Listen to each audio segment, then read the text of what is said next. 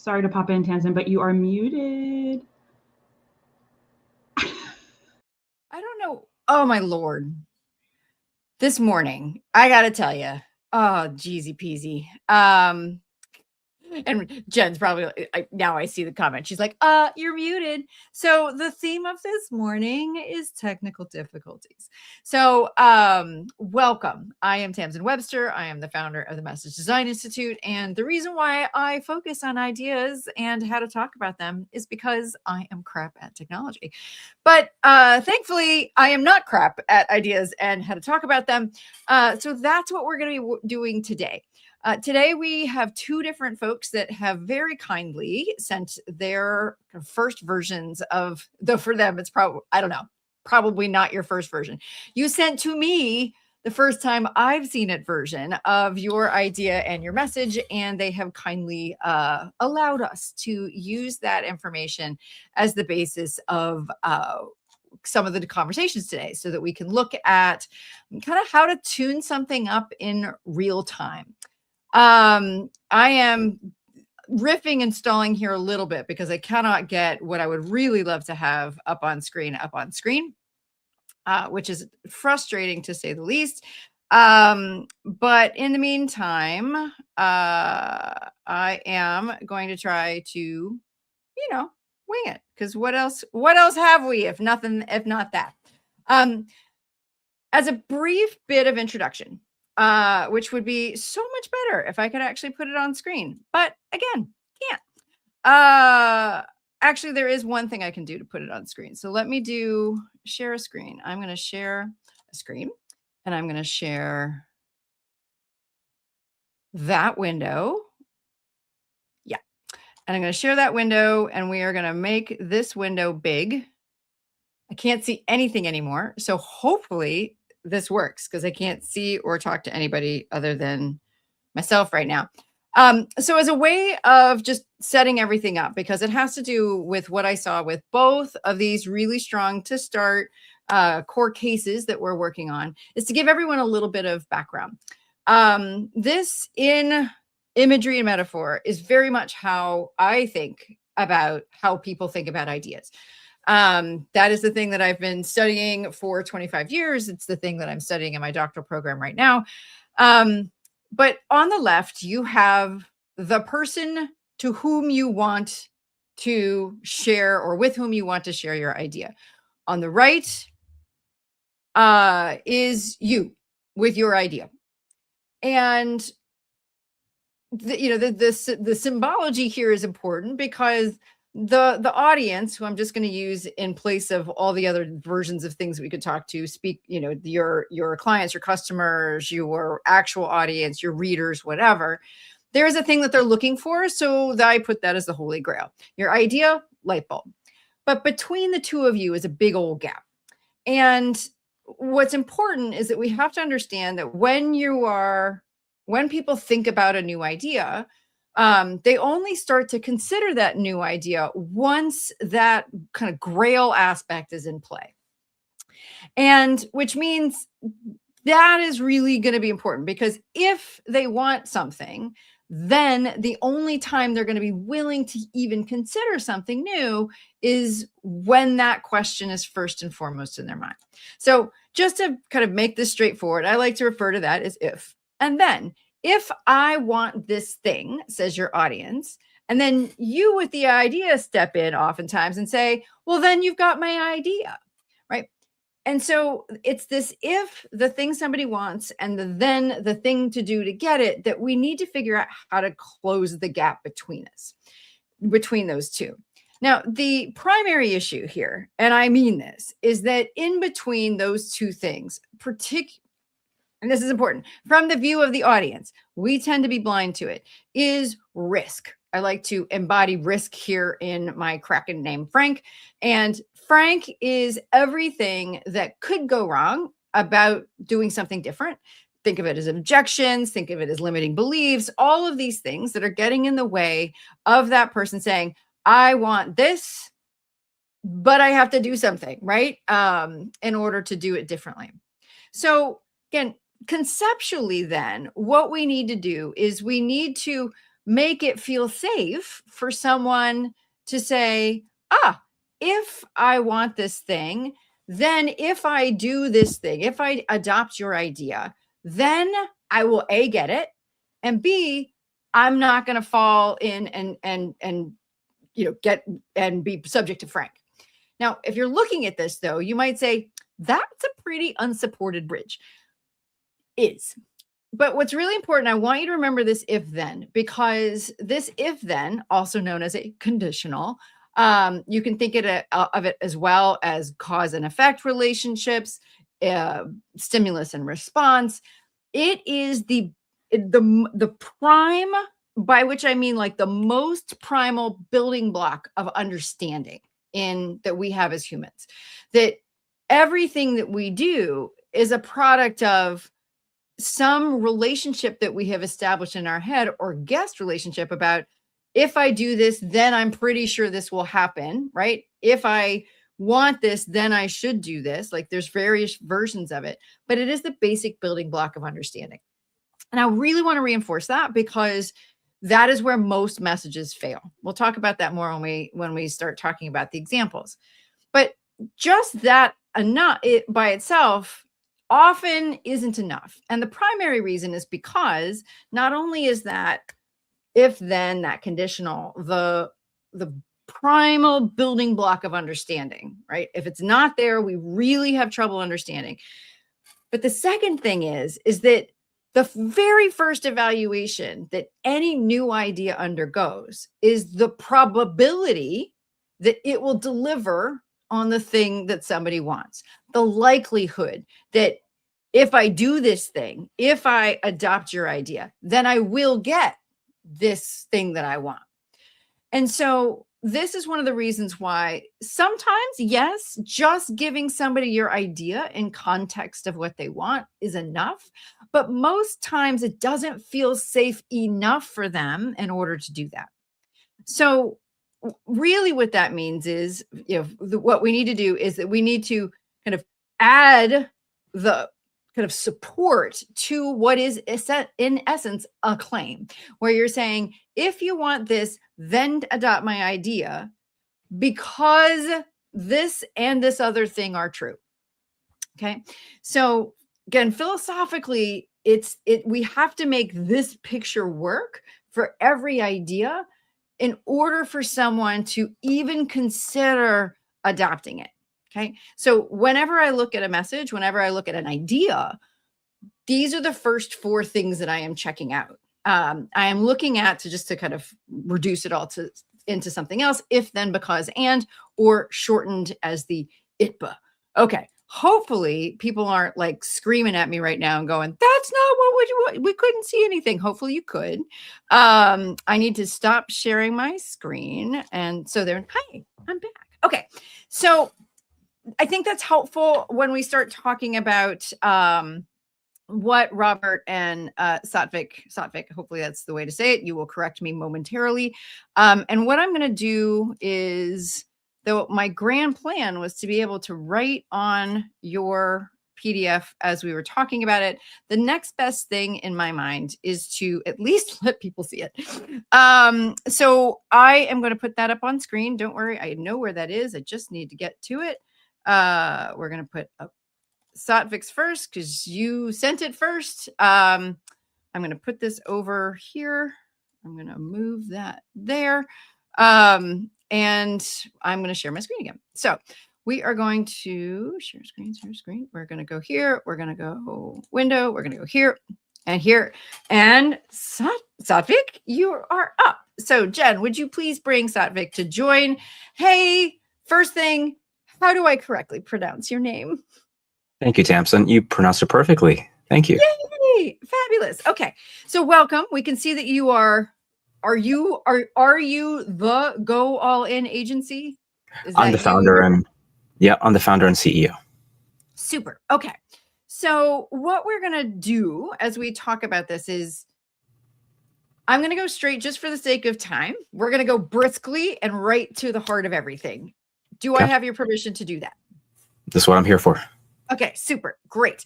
So I am let's see if Jen, yes, you will put that up for me. Thank you. So this worksheet, which is one of the things that I deliver for free to folks that or have, has all of the pieces that you just saw. Actually, if you look kind of in the background, I don't know. Yeah, you can see that bridge is there. And this core question serves as the if, and the core idea serves as the then. Hopefully everybody's on board with that, right? The core question over here, which Satvik has, is how do we build unshakable resilience, or how do we make decisions in alignment with nature? That's his if, right? So that needs to represent something that the audience, whomever that is, actively and knowingly wants. And then second, the then is to focus on clarity and connection to build unshakable resilience. I'm going to have everybody, like, don't worry about anything else on the screen right now, because that's the first thing that we're really going to focus on, is just those two things. So to get exciting about this, I'm going to see if I can, nope. There we go. I'm going to try to get us so that we can see that we're really focused on this piece. Okay. So, the first thing I would say about this is that the kind of guiding rule of the if is that this needs to be something that somebody actively and knowingly wants. There's a number of reasons for that, but the main one is that the way our brains think about ideas is that in these conditionals, in these cause effects, in these if then statements, if somebody does not consider the if to be relevant, right, to be like present, the whole thing falls apart. Okay. So like literally, like everything, it looks like it's all even and stuff. I mean, it all starts here, because if somebody doesn't say, yes, I actively, knowingly, urgently want to know the answer to this question without you having to set it up and introduce me to why it's important, like that's really important. None of the rest of it works. Okay. So since I'm all about kind of like reflection and adult learning, I want you to self-critique now, right now that you see it on screen. Like, what would you say? I'm like, oh, do you immediately see kind of some things that may need to shift there? I mean, that's a leading question. There are some things that need to shift. I just want you to, like, do you have a sense of what they are at this point? Totally. No, I'm appreciating this. So, since I sent you that, I've gone back through and going through some of the material that you shared online. I'm like, that's not a question I don't think people are actively asking. And what I've come to, and I'd love to know your thoughts on this, is what I have written down for myself is, how can I feel less overwhelmed or lost as I build my business or movement? And I'm open to, of course, how we want to build on this. Okay. Or totally scrap it. It's much better. So it's much better. One of the first things I would say is as soon as you put any kind of and or statement in there, you're starting to split their attention, and they don't like people don't have, like, they're not able to judge it as quickly. And if they can't judge it quickly, and I mean this like as an intuitive judge, then they're going to kind of like go, well, I feel lost, but not overwhelmed, or what, I feel overwhelmed or lost, or like, what if I'm both? Like, we don't want them like wasting any of their potential idea evaluation, like we don't want them spending any of those bits and bytes in their heads on something that isn't necessary. So one of the first things I would say is, if you had to choose, and you do, is it overwhelmed or lost? Because those are different. Right? Like, and so this is important to understand, because it's like, it really is saying, of all the things that you could solve, are you more about solving overwhelm? Are you more about solving lostness? Right? Or is there, and this is something that, you may want to think about too, is there something that you can kind of add to it, to say, like, or like something that they're actually looking for, right? So they're saying, yeah, if I had that, and they know that, again, this the key here is they have to know it. Would I feel less overwhelmed? And then they would say automatically, oh, well, if I could just have that, then I wouldn't feel so overwhelmed or lost. Like sometimes it's helpful to start from that perspective, because that can help them they move themselves along and they're like, yeah.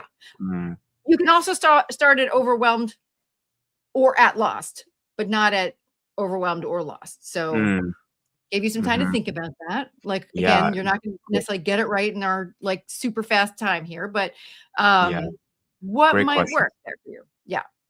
Yeah. If I had to pick one or the other, I think that's tough. Okay. What's going through my mind is like, how can I go maybe one layer deeper? Okay. So Like, that's how what's can in my you or mind. how can the audience go one layer deeper? How can I ask a question that is actually underlying the overwhelm or the lostness that they might be feeling? Okay. That will work only if you are aware, if they are aware of what's getting in the way. So let me, again, I'm trying so hard to figure out how to do this. Nope, that's not what I want. Okay, I'm sharing the window, right? So if I share, okay, we're gonna get exciting here. Okay, hold on. Yeah, one thing came to my mind too, and I'd love to share. Like, I think there's a fear of making a wrong decision. Okay. So then what we're trying to do here then is to say, if we're back into heat, like how can I make the best decision? How can I improve my decision making? Like, or is there something about the nature of that? Yeah, how can I make better decisions? And how can I avoid making shitty decisions? Okay, can't put an and. Right. Well, I'm just right. saying, like, I think that might be more punchy. I don't know. Well, okay. So this is an important point. So thank you for voicing that. What we're building here is eventually we can say it as how can I avoid making the not so great decisions. But in order to achieve clarity about what the argument is actually for, right? You could avoid in a whole bunch of different directions something, right? Do you see what I mean? Like I could avoid it this way, I could avoid it that way, I could avoid it this way. And what you ultimately, if you want them to move towards your idea, you need to move them towards something that your idea solves for, right? So it's not just this idea will help you avoid bad decisions. This idea is going to allow you to do something, like it is going to allow you to make better decisions, which kind of by definition is if you could also, here's an idea. You could frame it as how can I choose the best option from a range of decisions, right? So that could be something like that as well. Decisions, you could also say, how can I choose from, make the best choice from a range? I mean, tell me a little bit about, because your original question voiced your answer, which was sometimes we can pop forward. You talked about being in alignment with nature, and what was the name that you gave to your resilience approach? Unshakable resilience. Unshakable resilience. I mean, so sometimes, and so the first thing I would say about that is that neither of them I would not have guessed. So it's lovely to hear this, that you associate this with better decision making, right? But if that's not ultimately what you want to anchor on, right? Like if you actually think, because it is possible, for instance, that someone might ask to say, how can I kind of withstand things? How can I be more resilient? Is a fine question, right? But what that does is it basically says that, okay, now instead of just saying, hey, you need this thing, you're basically saying the best way to be resilient is your approach to it. Correct. And I love, you just clued me onto something else that could be useful here. Something about like in the age of uncertainty. How can I make and that's, I mean, exactly. Yeah. In this age of uncertainty. Yeah. Okay. Perfect. Now, the thing is as picky as I just was about all of that, the most important thing about this is not, I just want to make this quick note. This is, the question is not where you differentiate. It's in the whole if then statement, right? And what I mean by that is this question is necessary. Remember, this is the one that establishes relevance. Another way to think about this is that, you know, in marketing terms, this is the question that if they ask this, you would want to show up in their consideration set of people to talk to, things to read, etc. Like they're like, okay, there's some people who talk about resilience, and then they would scan and say, whose approach on like immediate evaluation seems most likely to work, period, and which one seems most likely to work for me, right? And so it's going to be your answer to that that's going to be really significant, Satvik. So I would say in the grand scheme of things with what we have here, and I'm trying to like manage 17 different, is that to be more resilient now, like if you end up there, which I think is a strong place to start, because it's a question that people are asking. You know, it's a thing that right now you can say, yes, the age of uncertainty. One could legitimately argue that we're always at uncertain points. But that's kind of one of those things that we're getting there with, you know, we're trying to get there. I'm sorry, let me say this. It's one of those things where right now people, there's an age of uncertainty. I don't know if we've ever said that we've not been in an uncertain age, but it's a good thing because it is part of the zeitgeist right now. So one of the first things that we want to do, so I want to make sure we've got some time for Robert, and then we can kind of come back to all of this. Yeah. Is that, you know, like I said, because everything starts with that if, what we're looking for with this is the most unwantable question. Like not unwantable, like they need to want that question so much that it's really unlikely they're going to unwant it. Okay. Meaning not only does it need to be relevant, right, but it needs to be feel as urgent as possible for them. So one of the ways that I often talk about this with clients is to say, you know, hey, what is it, this question, which it could be, this is a good question, would be the representative of the most, how do I want to put this? Representative of the most persistent irritant that they are experiencing right now in their life or their business. My good friend Kate O'Neill talks about how sometimes, you know, as leaders of thinking, I like to call them thinking leaders, not thought leaders, because that's what we really want to do, is change how people think about things. She talks about it as, you know, oftentimes we're drawn to the humanity level problem, right? And I heard a picture of that with the alignment with nature, right? Like there's some aspect of that. And I'm like, there's your humanity level problem. And I think what you did beautifully was you went down to the individual level problem, which is great. And my friend Shelley Dolly talks about how you have to be able to connect with people at individuals in order for, like, that's how you build your actual community of people around your idea. And to sell the idea, like, again, depending on where you're trying to go with it, like if you're trying to speak or write books or whatever, you need to know that individual idea. Then there's this middle layer that Kate in particular talks about as the business level problem. Now, I don't know, Satvik, if like this is something you're trying to solve with your agency or not. Yeah. But we need to see, like, how does the resilient piece, like, show up as the business level problem? And that's the question I think that's still open for you to answer.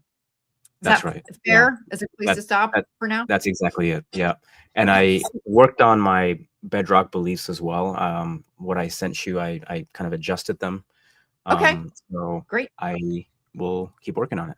Yeah. So the thing that I would tell you about that is the answer, right, is not and. So, you know, we don't need to put it back up on screen, but you had said clarity and connection. So I'm just going to use those as an example. What we need to do, because just like we don't want to split people's attention at the front of evaluating idea, we also don't want to split their attention at the back, right? So one big question needs one big answer. And you're like, yeah, but there's two core components. I know, but one of them is going to modify the other, right? So even if nothing changed about your core component, like the things that come together to create that, then then you need to smoosh them together. So it's connected clarity, for instance, right?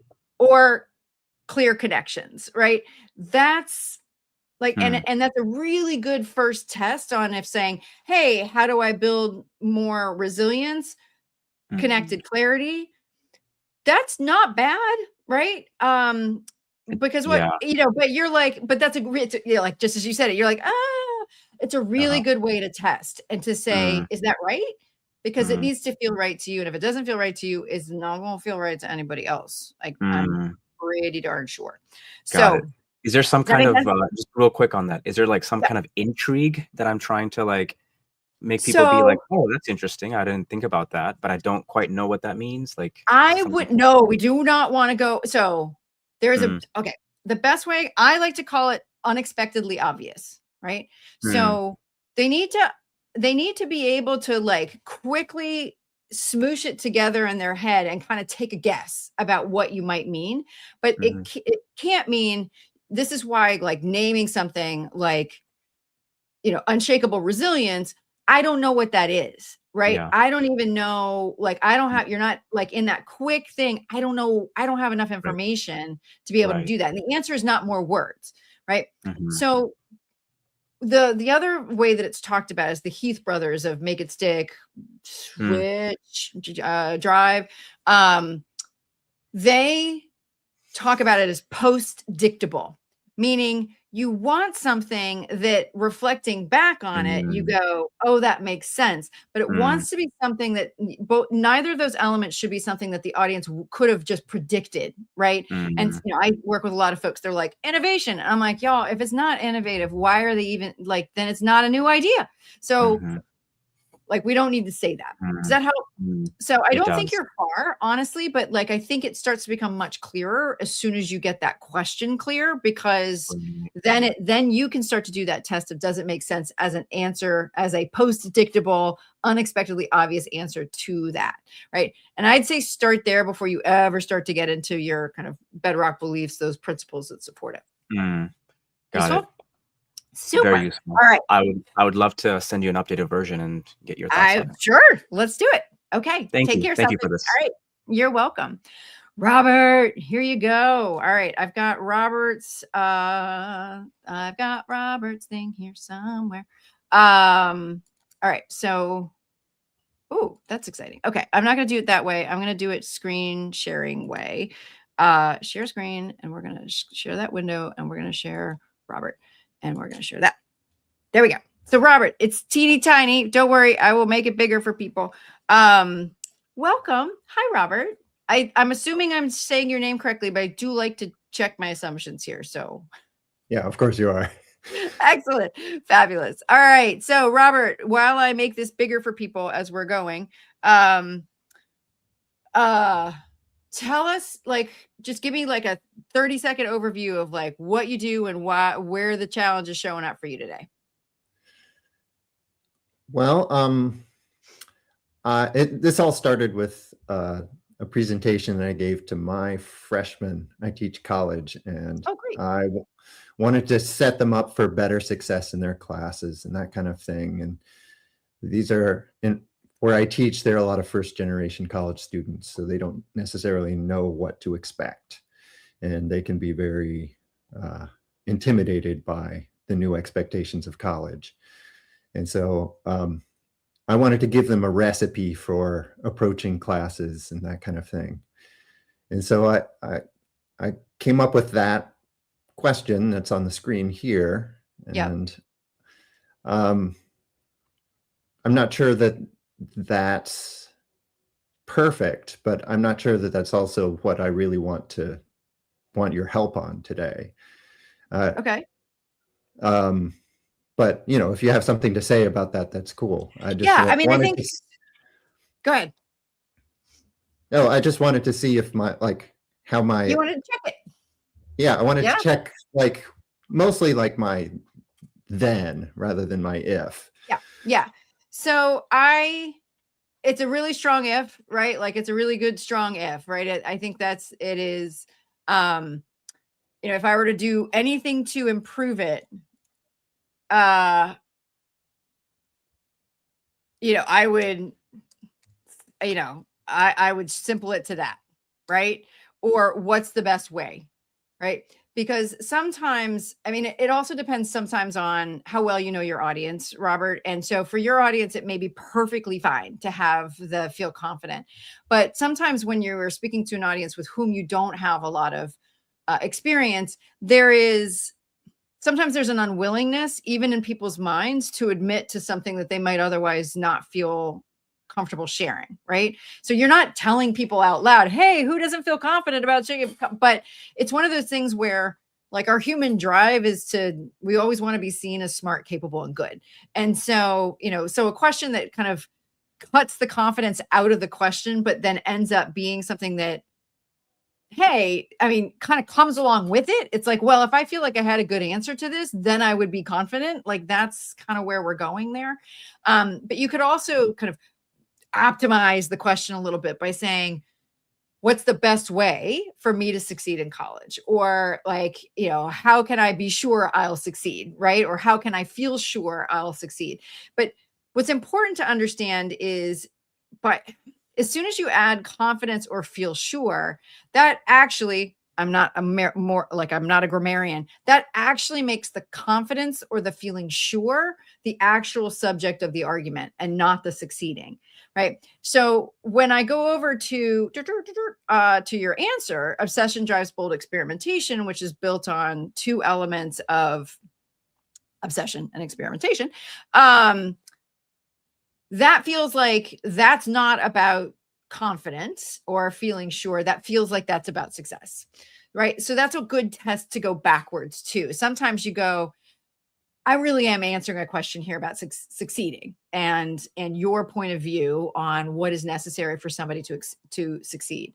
And so I would, since you're checking the answer, I'd say, yes, thumbs up on the answer here, with the caveat of what I said to Robert, which is, I want you to smoosh these two together, because right now you have a beautiful premise here, right? You have a great, you're asserting that obsession drives bold experimentation, but that's not the answer to the question. Like, if it's a how question and you say obsession drives bold experimentation, do you see how the if then doesn't work? If I want to succeed in college, then obsession drives bold experimentation. Like, we're like, doesn't compute.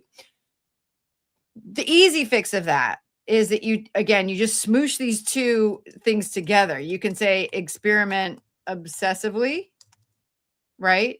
Or you need obsessive experimentation.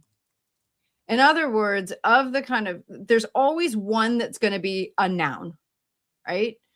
And the other one is going to modify it in some way. One is either going to modify the nature of it. So that's what I would say obsessive experimentation comes. Experimentation is the core there, right? Actually, I think I've said the same thing twice. Experimental obsession. Experimental obsession would be obsessiveness, would be the other one. So experiment. Whoop. See, this is the danger of like typing live. I can't promise I would have spelled like by hand live either, but any better. But okay, you see where I'm trying to go though, right? You've got one of these is going to be the noun, and one of them is the modifier of it. And again, making wild assumptions about your idea, I am guessing that experimentation is the key here. Yeah. Right, not obsession. That could go weird quick with college kids. Love them. And yeah. All right. So again, like, once you talk about obsessive experimentation, again, the other way to modify it is I'm just going to take that off so that we're not getting confused by it. The other way to modify it is to make the other word the verb, right? So yes, experimentation is necessary, but we're saying we can turn it into the thing that you do. Right. And now, again, if we do that quick check, I see like it's a slightly different interpretation, right? Okay. Another way to do it. So you could either say experiment obsessively. You could also say, based on the kind of the tone of what was in what you had there before, you want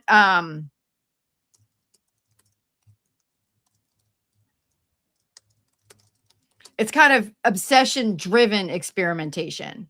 Do you see what I'm saying? Mm-hmm. To drive experimentation, and all of them work, but now you start to see like that at least makes sense as a like a question answer structure. And then what you can also say from that point is like, okay, not only does it make sense, but I could see why, and this is really important. Here's the probability check. I could see why. I can start to see maybe why that would work. And that's the first and most important like test it has to pass. It's the Bayesian probability of decision making, but that's what's happening there, right? Because the first check is, does it make sense? Like, do I understand that you are actually giving an answer to my question that sounds like an answer to my automatic processing of my brain? And then the analytic piece kicks in a little bit more aggressively and goes, probability? Okay, maybe I want a little bit more, right? Like just to really lock it. And that's where the rest of the case comes in. So we've got a couple minutes, so let's just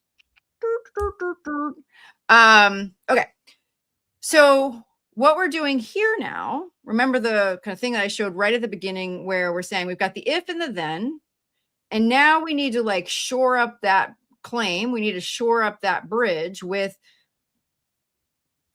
the kind of the things that people already believe. And without going obsessively into this, as Jen behind the scenes knows that I can, we're trying to make a case for each of your two pieces independent of the other.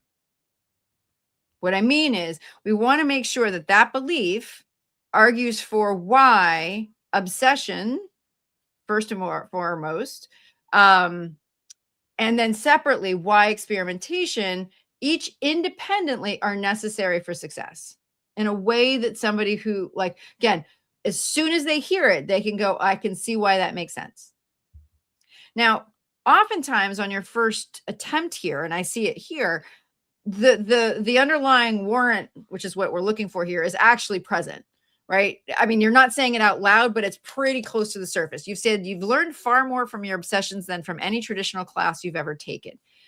Now, if we take that and we say, right, and right now you're saying, well, that's why we need to focus on obsessions for success. The kind of assumption that's sitting right underneath that is that, like, you're already successful. Like you've already been successful with the things that you're most obsessed with, right? So therefore, if we focus on your obsessions, that's going to be great, right? That's not necessarily your answer here, but do you see, like, that's what we're looking for? We're looking for what is the kind of applies in multiple contexts, like thing about that we would agree is true about obsessions that tightly ties it to success. And generally, you already know more about your obsessions than anything else, right? You could, again, this is your own point of view. Is it about knowledge? Is it about success? Is it about motivation? Is it about, like, whatever? Like, and you're going to say, yes, it's all of that. This core case represents your distinctive point of view, Robert. So I can't tell you exactly what your internal justification is for that statement, but that's the next layer. So it's a little bit of what Safik was saying of, like, I need to go one layer deeper. I'm like, yeah, one layer deeper here. So yeah, very close, but what we need to do that. So let's just pop over to the other side. We get better at anything by trying what we can't do yet. This is okay. So it's kind of what the immediate thing that pops into my mind as, like, this one's much closer, by the way, because it's very closer. It's much closer to, practice makes perfect, right? The more times we do something, the more we learn about it, right? Like the only thing that I would say is that doesn't speak to me about what I would usually guess to be part of experimentation, which is discovery, right? So again, I think this, if it weren't paired with obsession, I think this one would be fine. Again, I know they need to be independent of each other, but at the same time, like the tone of the answer use your obsessions to drive experimentation, like, or experiment obsessively, that doesn't quite tell me, like, do you see, it just doesn't, like, they don't quite match up yet. And so again, it's already really strong. Like, we just tightened up that if question. We tightened up that then question, then answer, by kind of really deciding of the two things, which is the more important thing. And then again, make sure, just the next step here is to make sure that those pieces that you're using to support are as close as you can get to with it. How's that sound? I'm just a little lost on the. Oh no. Okay. I'm not clear on what you were saying about how to go one level deeper on. Okay. The obsession part. Sure. Obsession part. What is true about, so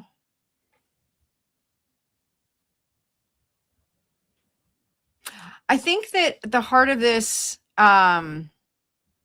so this is, all right. So one of the reasons why this is hard to do is, and it's hard to do quickly, is that what we are trying to spot here is either surface the slightly more implicit assumption that's underneath that. So let me take it to a lateral move, and let's see if we say it. So if I say to someone, hey, you should, like, if you want to,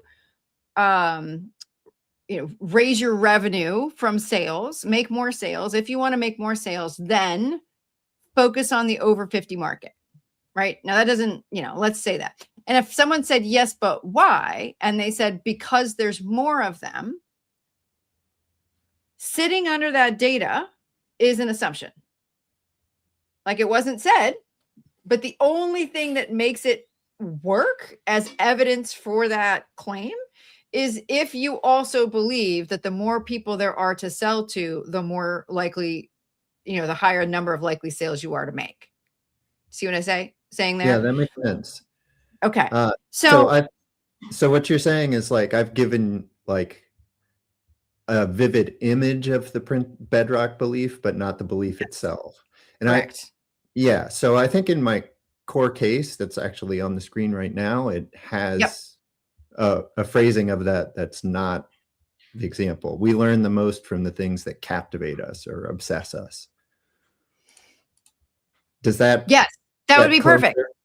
Okay. Yeah. I mean, we're willing to learn anything about our obsessions, right? Like our curiosity is infinite for the things that we're obsessive about, right? Mm-hmm. I mean, that's kind of one of the things that, yes, precisely, Robert. Like, that's exactly it. And what a lovely way to put it. You gave a picture of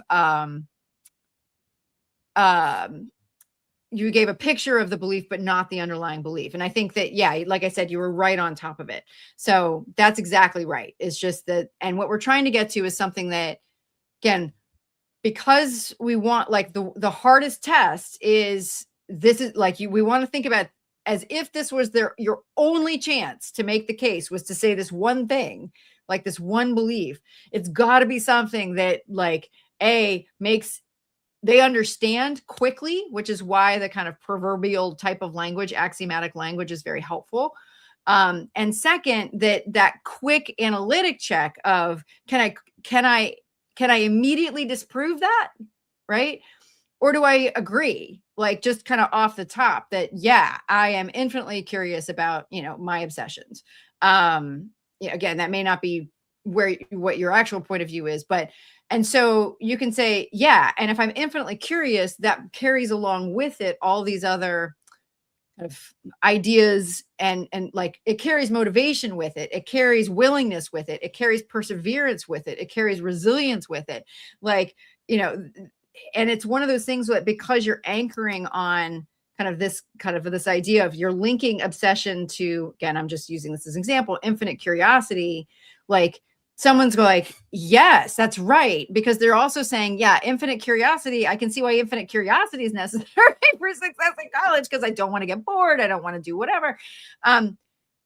And from there, you can start to explain it even further, all the ways that we just did, right? You're like, because, right, like, let's think about your obsessions. How much do you know about them? Like, do you ever get bored of them? You're like, yeah, eventually. Like, there's some obsessions that come in and out. And, my son was a Taylor Swift fan like 2 years ago, and now no, right? But he hasn't forgotten any of it, right? Like, so I think that's exactly where we're trying to go. And I'd say just make sure on the other side of on your and, like, is that, if you're establishing kind of curiosity or this kind of like infinite patience or infinite exploration with obsessions, then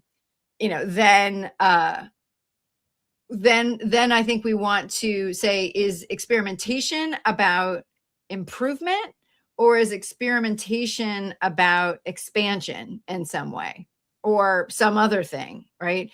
Because you've got a very specific point of view about what about experimentation is necessary for success at college. And that's what we're trying to surface. Yeah, I was trying to get toward the kind of Thomas Edison thing where, he's invented a 1,000 things that don't work. It's just that one thing that made the light bulb, right? He's failed a bajillion times, and that's the kind of experimentation that I was trying to. Yeah. And what does that? Why? What's resonant for that about you? Like, what is the lesson from that you would want your students to take away? Well, I was trying to sort of get them to be obsessive about trying things over and over until they figure out, where the success is in that. Like, you have to try all the wrong answers before you can get the right one. So then, like, again, it may not be perfect for you. And I know we got to wrap up soon. I get so excited about this. And also, I just want to give people time back because of my technical issues at the front.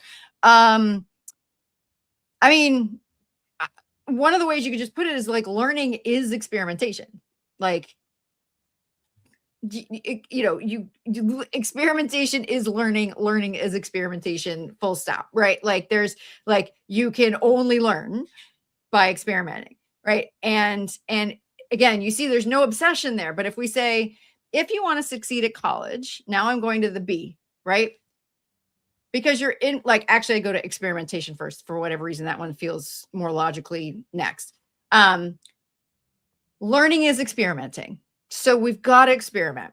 And you're like, okay, that's scary. We could fail, etc. We could not like it, whatever. And then you could say, and, right, we are infinitely curious about our obsessions, right? So that's why, like, if we can, and that's why, like, if you pair that obsession with experimentation, if you obsessively experiment, you're always going to be great.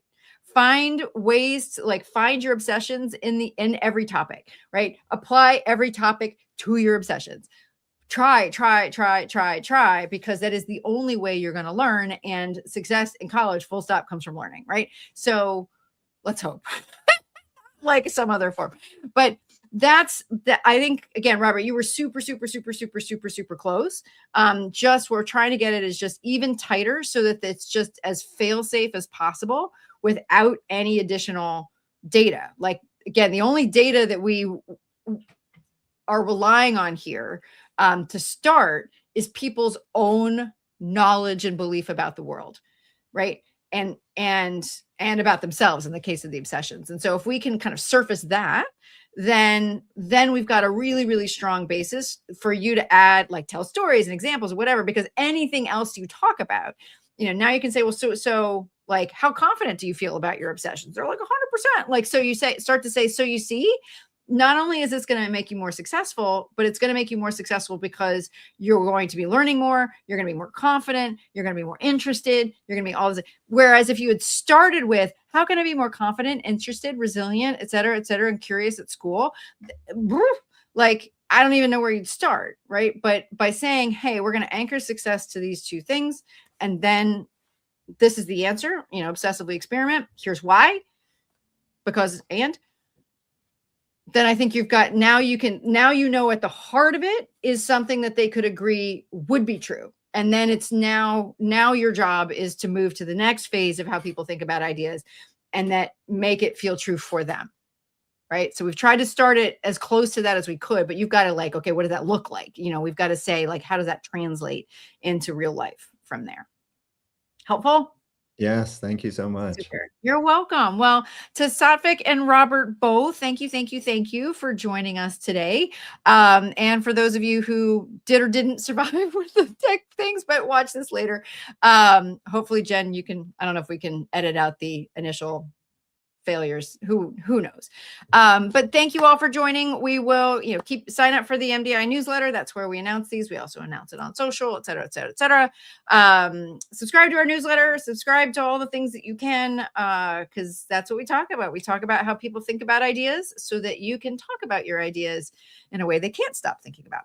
So happy holidays. If this is a time of year that you celebrate them, if you're ambivalent about the holidays, have a happy Friday. And otherwise we will see you next year. So thanks so much, everyone. Bye.